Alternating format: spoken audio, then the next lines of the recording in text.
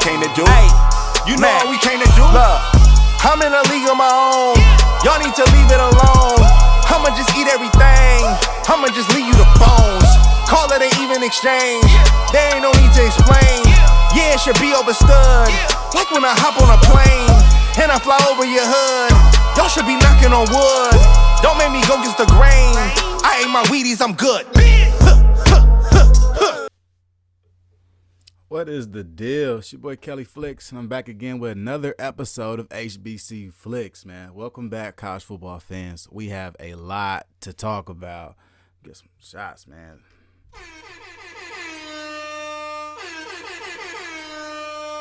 Okay, this past week was pretty eventful. We have a lot of stuff to get into, you guys. So, first off, there was a pretty interesting Twitter Spaces this past week. HBCU Nightly hosted a very provocative HBCU Spaces where the panel, I wasn't on this panel, but the panel, football guys, went through the SWAC, the MEAC, and the independent colleges and went through and really predicted their records. So there was a lot of backlash, of course, but somebody that I thought gave some interesting insight was SU Proud as one. They came and they said, why are people always in their feelings over preseason polls? It's just a poll. If you're that hurt, you go make your own. And I mean, hey, look, hey, points were made. I'm going to keep it a buck. And the funny part about this is that if you feel like you can make a poll, man, make a poll. But what comes with making a poll and giving us different analysts about players, coaches, HBCU recruiting rankings, transfer portal news, you would probably come to the same conclusion that we are coming to, which is funny enough, right? So I'll give you guys an even funnier look at this. Whereas I checked out the guys and their preseason rankings and record predictions, and I matched them up with my way too early top 10 just to see what it looked like, right? And it's kind of funny. Check it out. Pretty spot on. Remember all that talk about Tennessee State guys? Remember that? Now they're looking like 8-3. Now, look, this is all preseason. This is all way too early rankings and things. Nothing too crazy to get you stirred up about. But it is worth noting that my way too early top 10 list that came out about a month ago somewhat mirrored these preseason record predictions. It's made by a panel now. Each individual person on that panel, that isn't their particular record for that team, but that's what the panel came down to as a decision. So let's get into my playbook, man. We're not going to talk about panels all day. I swear we aren't. We're going to talk about some more fun stuff. We got TV schedules that have been released, at least partially, have been released. We have a big group of ESPN games, ESPNU, and even ABC game. So we have some big nationally televised HBCU games this year. Next, we'll talk about Southern. They rebuild their defensive line. I talked to you guys a couple weeks ago about Southern's defensive line and the loss of Jason Greathouse, Jason Dumas, Jordan Howard, Trey Lannick, Cam Peterson. I talked about those losses. Well, now Southern introduces a trio of new defensive linemen that I really want to talk about. I'm going to give you guys a transfer portal update on what's been going on, the new moves. And lastly, we'll talk about the HBCU mega camps and how they might not be so bad after all. Coach Prime was seen with a host of HBCU coaches dapping it up, sharing the love, and watching prospective college students train at Prairie View A&M this past weekend. And we're going to get into it. So, firstly, we'll get into these TV schedules. So, let's find the TV schedules, bring them up for you guys, and get you guys well acclimated with them. These new TV schedules are going to be the beginning of the season, college football season next year, right? We'll start it off with our week 0. We'll go through all these games, and then we'll talk about some media deals, and we'll really get into it. Just bear with me. Slow walk with me.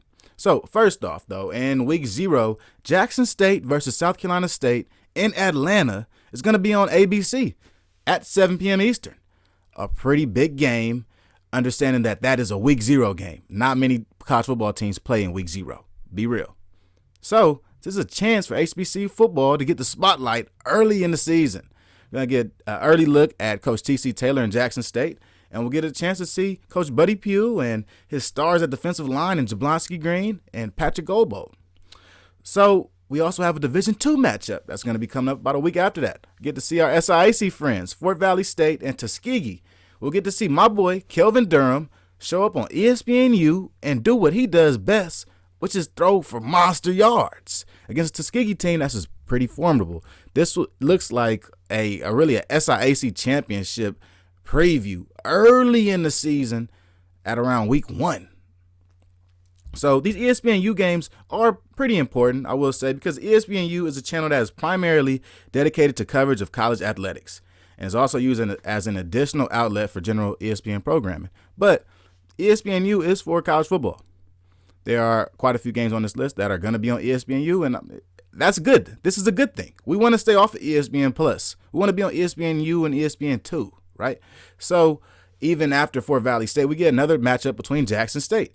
Jackson State has 2 nationally televised games this season already. Shout out to y'all, Jackson State. Numbers. So they're going to play Florida A&M for the Orange Blossom Classic. That would be a great matchup in Miami. Then we get Mississippi Valley and Bethune Cookman. They'll face off against each other November 4th on ESPNU. And then Grambling State and Arkansas Pine Bluff will also play on ESPNU. A couple more matchups. We got UAPB, Arkansas Pine Bluff, also plays against Alabama A&M. I believe that's a midweek game.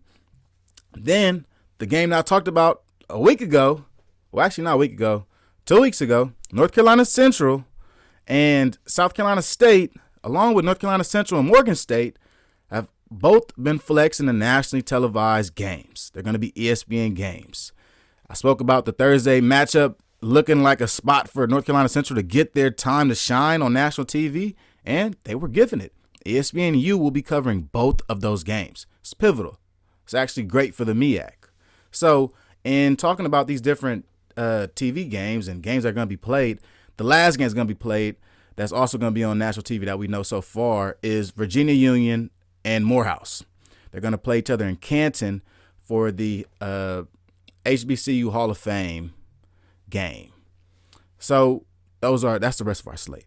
As you can see on the screen, most of these games are by ESPN, right? They are going to be presented on ESPN family of networks, nationally televised, nationally syndicated. So we're going to take a look at some of these media deals now. Let's flip it on over. Let's talk about some of these, right? So now these are the different media deals within HBCU football and HBCU sports, right? These are the HBCU conferences deal individually. So the MEAC in 2018 struck a deal with ESPN. The SWAC has I don't know, this is an under-table deal or what, but it's hard to find the details on this. But they signed a deal with ESPN through 2026. The SIAC just signed their deal in 2021 with ESPN that will go through 2027. And the CIAA has not struck a deal with ESPN for football programming. They've only struck a deal for basketball programming and one other sport, but not for football. For football, they're going to use CIAA SN, which is a conference-run network, subscription-based network. It costs around $26 a month if you'd like to watch any CIAA game. So those are the HBCU deals. If you look across the college football landscape, you'll notice that pretty much every other school in the same footprint, whether it be the South or the East Coast, also has an ESPN deal. If you look at, we can look at the big conferences and go to the smaller ones, right? The SEC, ESPN deal. Sunbelt, ESPN deal. ACC, ESPN deal. American Atlantic Conference, ESPN. Missouri Valley Conference signed a 10-year deal in 2016 exclusively for ESPN Plus.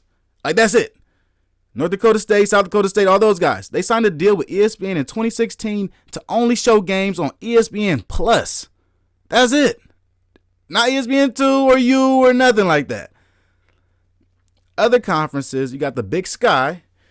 And what they did with ESPN, they struck a deal with ESPN. And in their deal with ESPN, they would like 2 guaranteed football games on national TV every year. So the game they're going to have on national TV this year, it's going to be the Montanas, of course. One will take on Idaho. The other one will take on Sacramento State. And then Southland Conference also is exclusively with ESPN.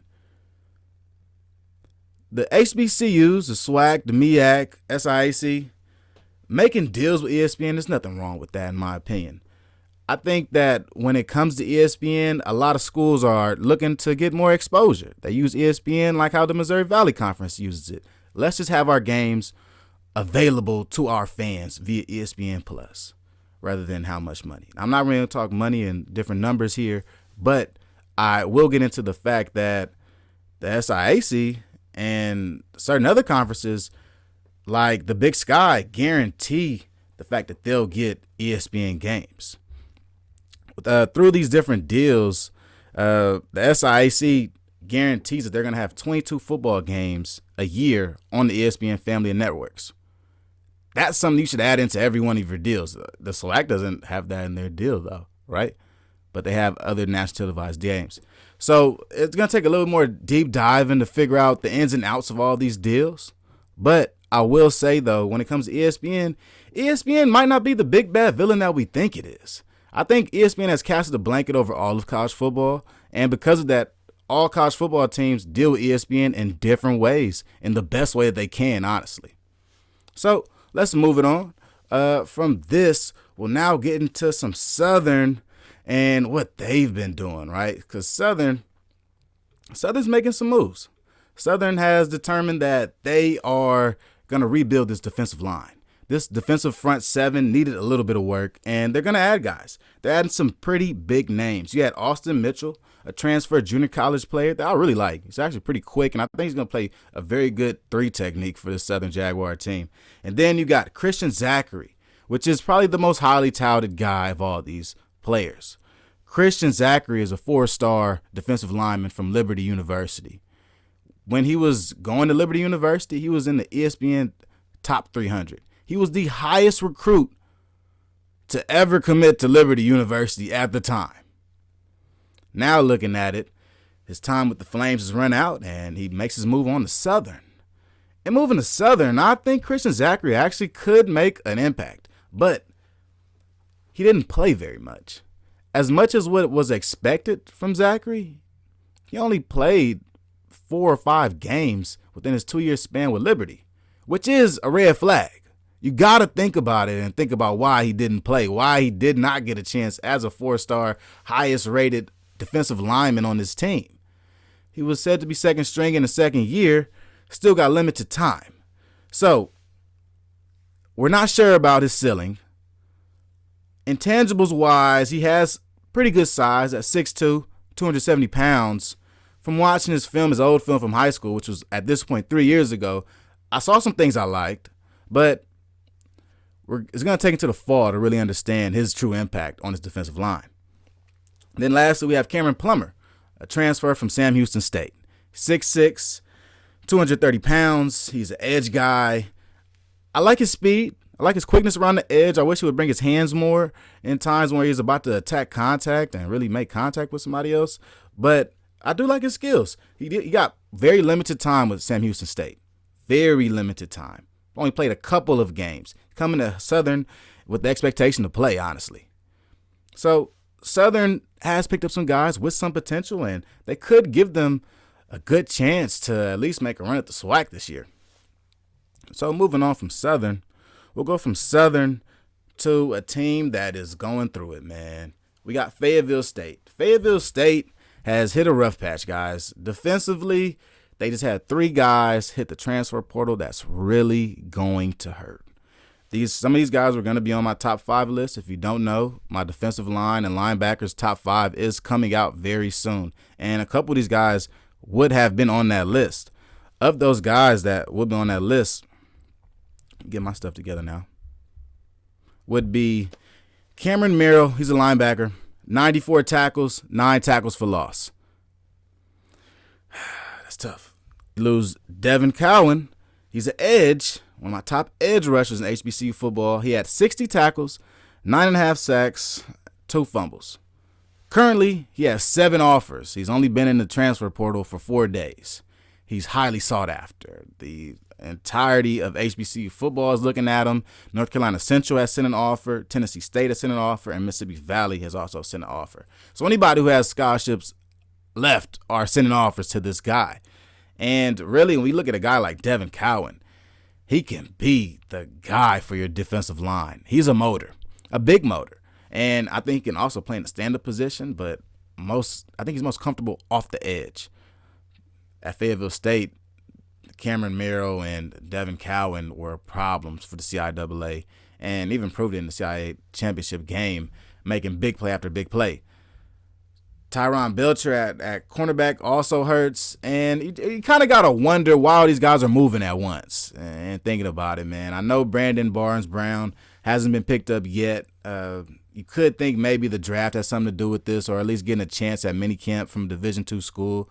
You got to think maybe, but also, though, when it comes to Division II football, because the scholarships are so little, when a Division II player has a chance to get a full scholarship at Division I am always in favor for it. I am always in favor for it. I am not in favor of players having to pay whatever portion of their tuition when they have a chance to go to play somewhere for free. I'm with that every time. So if Devin Cowan and Cameron Merrill, Tyron Belcher really have opportunities at Division I level or at a different school that will offer them more of a financial aid package, go for it. Do your thing. Interested to see where these guys land. There's a guy that landed, though. We've been waiting for him to land for a minute, y'all. He's one of my favorite quarterbacks from HBCU football. It is my boy Eric Phoenix, man. Eric Phoenix makes the move. So, Eric Phoenix, I think he made a pretty strategic move. I will not say that was the wrong move for this kid. I honestly feel like from an exposure standpoint and being seen on the national stage, this is it. Aside from South Carolina State and getting that ABC game against Jackson State, this was probably it. Going to Murray State was probably a pretty good decision for Eric Phoenix and what he wanted to do with his career. I think as one of the top Division II quarterbacks, getting a chance at the Division I level has probably always been a dream for him. And having a chance at Murray State with the Racers and really a clear shot to become QB1, I think he saw this as a spot that he should really take. Couldn't pass up. When you look at Murray State, they moved to the Missouri Valley Conference this year, which is one of the toughest conferences in FCS football. It features North Dakota State, North Dakota, South Dakota State, all those guys, right? Missouri State, the whole gauntlet. Well, this year, Eric Phoenix will play South Dakota. He will play North Dakota State. He will play Missouri State. And he will play North Dakota.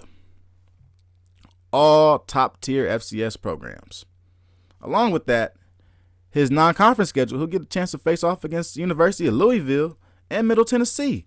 I think Eric Phoenix honestly wants to test himself against some of the top talent in the nation. And he's going to get a chance to this year. He'll get a chance to the full gauntlet of the Missouri Valley Conference and also in non-conference get a chance to see how he matches up against some ACC play. So for Eric Phoenix, happy you found your spot. I'm hopeful that you excel and succeed at your new home. So let's get into the rest of these players up here. So another player that is very interesting is Cam Ransom, right? I was talking to the homegirl Ty early on Twitter about it, and Cam Ransom will shake up this Bethune Cookman quarterback room. I was given the job to Tyleik Bethune about a week ago, and I do think that he can still win out the job. But Cam Ransom has some serious upside that you got to think about, right? So before I get into Cam Ransom, I will say this. Moving around from Georgia Southern, then going to McNeese last year, then popping out again and going to Bethune Cookman is somewhat of red flags. I'm looking at you a little different. I'm not going to lie. Just at the fact that a fast movement, that's 3 schools in 2 years, right? The school year isn't over.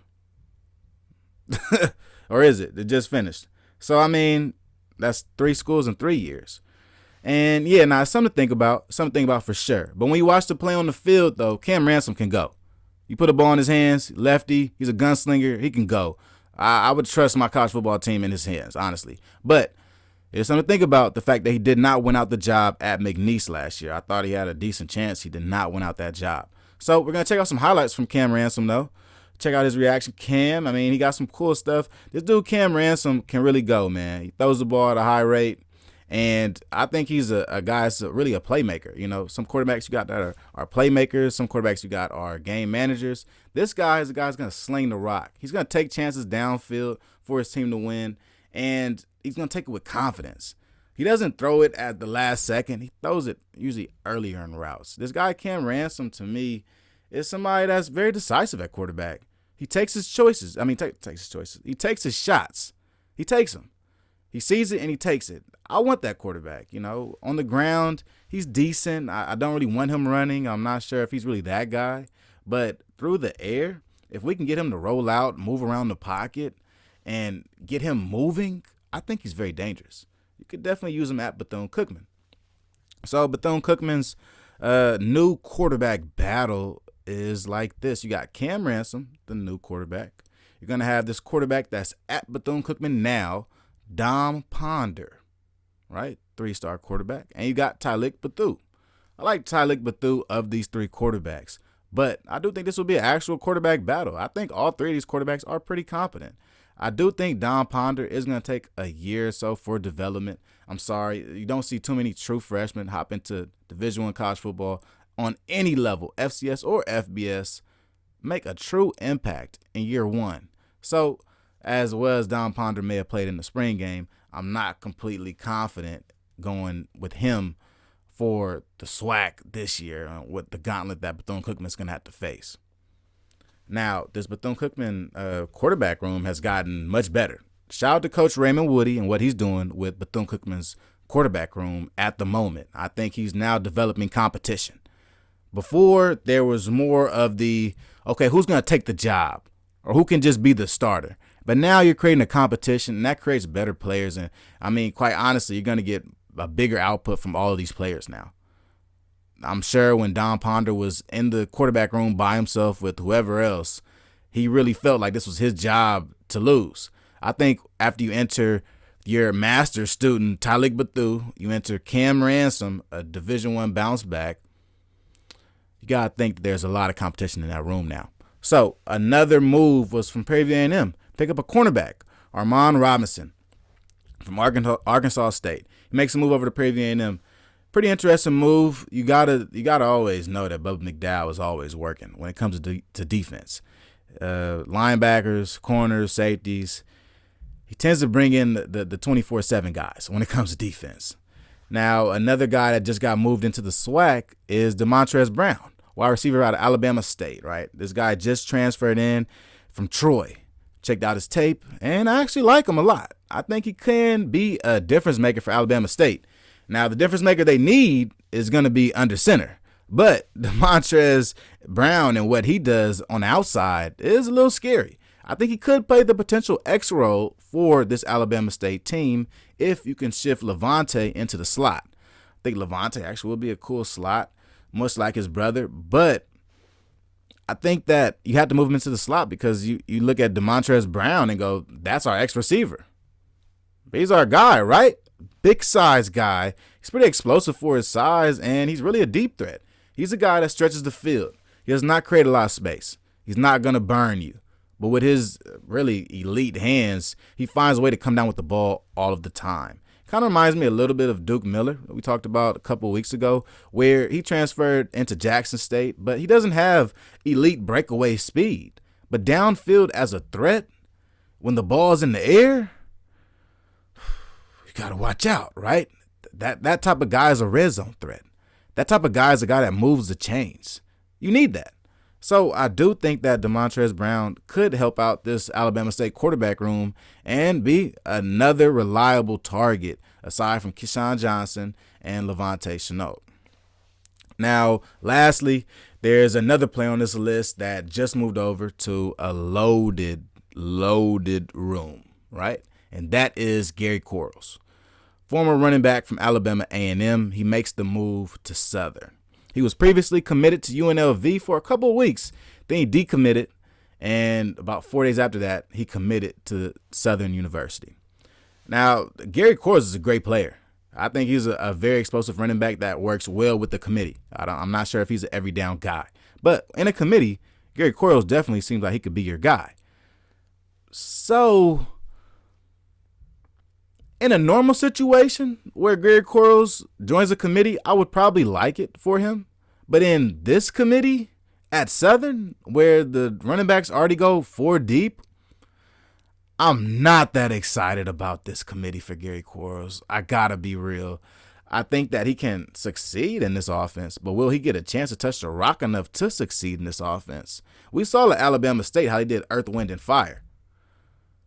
Well, I mean, this damn near like the gap band at Southern. If you're talking about all these running backs, it's gonna be hard trying to feed all of these guys. And unless some of these guys turn into receiving backs, where Gary Quarles can catch the ball, if more of these guys can turn into receiving backs, you may get a chance for more touches.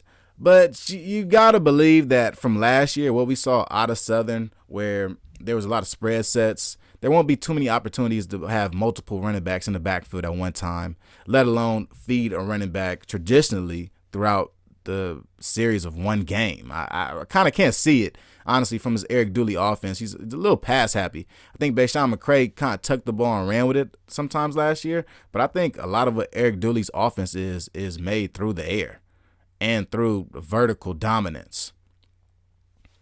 So our transfer portal is shaking up. There are plenty of moves out there. These are some of the moves that I highlighted this past week that really made the most sense to me. And I think some of the moves that are honestly some of the biggest impacts on different HBCU programs.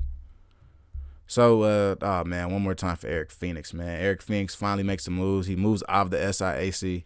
I'm acting like I'm not hurt, y'all. I'm act like I'm good, even though I'm hurt on the inside.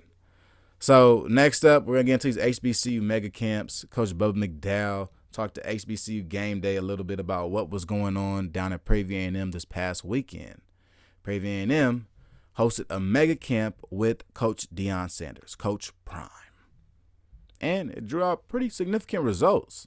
A bunch of HBCU coaches were in attendance, along with a bunch of prospective athletes. So HBCU Game Day was on the scene. Shout out to them. Don't forget to like and subscribe to their videos. Tap in ASAP with what they got going on. But we're going to tap into their video right now. Well, I think the biggest deal for these young men to come out and see that not just Prairie View, but multiple schools are out here looking at these guys, and they out here showcasing their talent, which is always good. You know, and a lot of these kids don't get a chance to go to multiple camps. So it's always good to go to one big mega camp and then have 30, 45 schools in here so they can see these guys collectively at one time. You know, so many people are so territorial in recruiting. Oh, yeah. That just sounds crazy to do with that. Absolutely. So what was the driver for you to say, no, come get in with your fitting? You want these guys to go to college somewhere. I always tell that, and and you said it right. That's it. We just want these kids to get looked by anybody. Because look, everybody can't grab all of them. You're going to have them good ones, you're going to have some mediocre ones, but we can't grab. Woo, look at that picture right there, though. Look at that picture right there. Look at that. Coach Prime, Coach Willie Simmons, Coach Dawson Odoms, Coach Clarence McKinney. Look at that, man. Everybody in unison. Nobody beefing, nobody tripping. Everybody just out recruiting, trying to get better. I don't see anything wrong with mega camps. There was some pushback over the fact that Coach Prime wanted to do a mega camp with Coach McDowell. I'm not really sure why.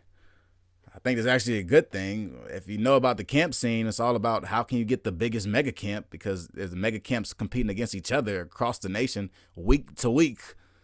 Just because you have a mega camp with your little school name on it does not mean I want to come there.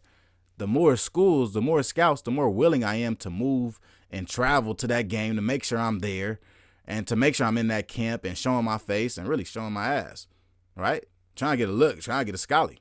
So the bigger the camp, the better. So wouldn't Coach Prime mean better reviews, more players? Isn't that better for all the programs? You know what I mean? We can't fight ourselves on this. I think Coach Prime and his effect, use it.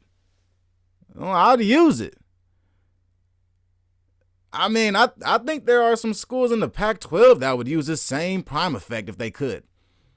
If the Pac-12 could do a mega camp, or if Washington State could do a mega camp with Coach Prime, do you think they would do it?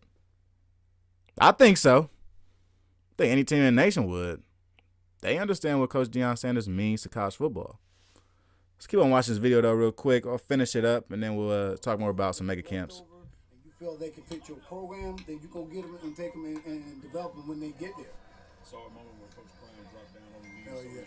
Talk to me about y'all's relationship. Oh yeah, we've been going against each other, knowing each other. For we both Florida boys. He had Florida State, I'm at Miami. We had some great battles over the years. So it's always great, man, to see a Hall of Famer like him continues to support, HBCUs and camps in general. Because again, when he's out here, he brings the kids out. And again, now these kids will be able to be seen by multiple colleges.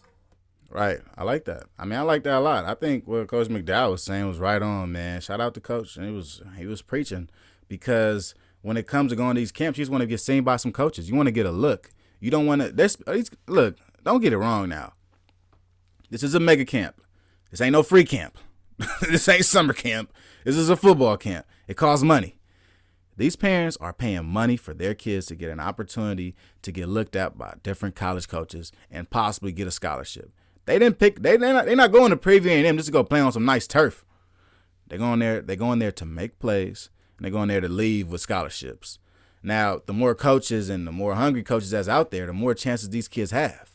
I'm all about the players. I'm definitely a player first type of guy. And I don't think there's any reason why you should try not to do a mega camp because of any particular coach. Right? No. That doesn't stop me from wanting to do a mega camp. All right. So that would make a camp post up here. We'll find it. I'll bring it up. But as I'm still talking about this, with mega camps, there was a bunch of different mega camps that happened this past week. So this past week we saw Bowie State host a mega camp. Coach Kyle hosted a big mega camp down in Maryland.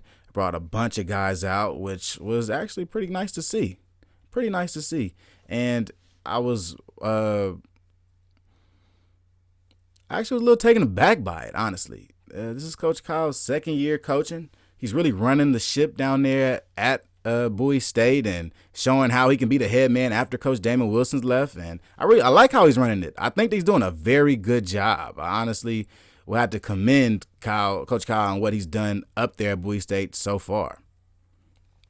Then after Coach Kyle, there were other people that actually got it in also. Mississippi Valley State has theirs coming up, but Tennessee State, Coach Eddie George got it in this past week. And at Coach Eddie George's past camp, they had at their indoor facility. They had an indoor facility. They had all of their players pull up. They had their staff pull up, and they did it big. It looked like a lot of players had a lot of fun. And I think, to me, that's kind of the biggest thing. If the players that are coming are enjoying their experiences on your campus, when you have a chance to throw a mega camp, if you can provide positive experiences to players and their family, that goes a long way. You don't forget the schools that you go to camp at. You actually keep, if you're a player, you keep those different wristbands and a little sheet and everything. Like, you do the whole thing because, for one, this is a big school. For two, who knows who approached you at that day? So you might still be thinking about that game that camp just because of who approached you that day. What if Coach Prime says something to you? What if that means that much to you, right? And I think it does, honestly. So here we are. I got my finally got my graphic, man. There we go. Bang. Now we're looking right. All the coaches up here. Man, sorry it took so long, y'all. But of these coaches, talking about Coach Kyle, he's right up there, right up front. Coach Gerard Wiltshire is next on the Prime Tour. Morehouse, Atlanta is going to be the site of the next mega camp. I assume we're going to get every school in the Georgia region, not Atlanta Metro, Georgia region. It's going to be there scouting some kids up at Morehouse is BT Harvey Stadium. I think it's going to be a packed out event. This is probably going to bring out a lot of media too. I did not see too much media down at Prairie A&M, I will say. I think that this next camp, though, this next mega camp in Atlanta is going to be big for Coach Prime. It's going to be big for Gerard Wiltshire, coach of Morehouse. I think that Morehouse right now is just finding players, picking them up as they can. A camp like this will bring all the talent right to you. That's all Morehouse needs. I think Coach Gerard Wiltshire is ready to instill his new era at Morehouse, but he needs the players to do so, and it's going to take time for him to really get the guys that he wants into the school.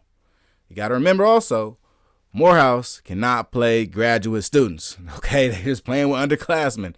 They do not have a graduate program. All right. So that was my show for today, guys. And lastly, I'm sorry, one more. Chennis Berry, Coach Chennis Berry in Benedict College brought his whole staff, took his whole staff down to Mercer to participate in that camp. Pretty dope from Division II coach and staff, honestly. To get, there was at least 7 members of his staff that were at Mercer's. They call it a Raise the Bar Showcase. They're at the Raise the Bar Showcase this past week. So big shout outs to them also. But this was my show for this week, you guys. I'm sorry if I stumbled a little bit. I'm trying my best every week. Appreciate all y'all for tuning in with me in HBCU Flicks. Don't forget to like, leave a comment, talk to me. I mean, hey, look, if you hit a comment, I'm going to hit you back in it. Let's have a convo. Let's talk about it, man. Y'all disagree on anything? Let's talk about it. And also, hit me up and let's figure out which top 5 grouping I should do next.